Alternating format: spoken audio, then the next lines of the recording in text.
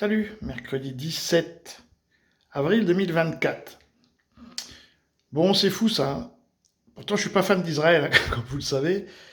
Mais Israël en guerre est plus démocratique que la France en paix. Parce que le sujet qu'on va voir là, donc c'est Israël 24, vous le trouvez pas en France. Je l'ai cherché sur la fameuse chaîne de guerre française, là, LCI. On raconte que des conneries sur LCI, parce qu'ils détestent encore plus les Iraniens qu'ils ne détestent les Russes. C'est pour vous dire.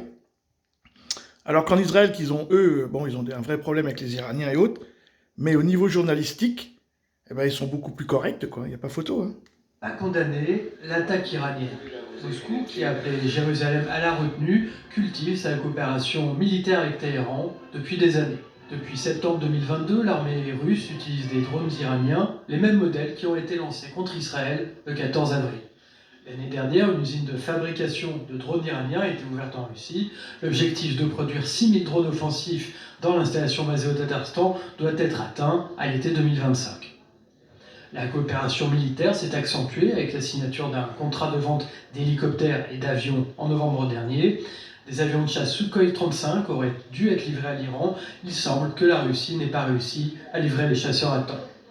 Sur le plan de la défense antiaérienne, l'Iran possède le missile S-300 de fabrication russe. Le système S-400 russe est convoité par le régime d'Ebola, qui est considéré comme le moyen le plus efficace de faire face aux avions de chasse furtifs tels le F-35.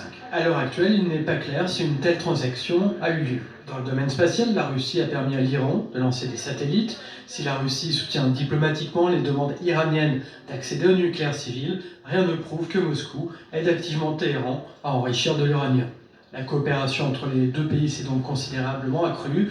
Leur alliance stratégique constitue une menace importante et grandissante pour la sécurité d'Israël. Voilà. Vous voyez, 1 minute 30 de reportage, tout est dit. Il n'y a rien à rajouter. Salut!